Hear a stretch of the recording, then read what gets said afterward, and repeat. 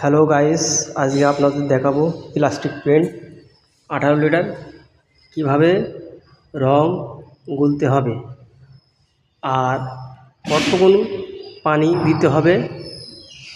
আজকে সেইটা আপনাদেরকে দেখাবো। কয় লিটার পানি যাবে 18 লিটার বালতিতে। এখন আমরা রংটা ঘোরানোর কাজ চলছে। মেশিনি কালার ব্যাংকের অফ হোয়াইট কালারটা সুন্দর করে ঘোরানোর কাজ চলছে। আমরা কালারটা সুন্দর করে যতদূর বালতির ভেতরে হাত দেয় ততদূর কালারটা ঘুরে যাবে। আমাদের ঘোটানো কাজ শেষ।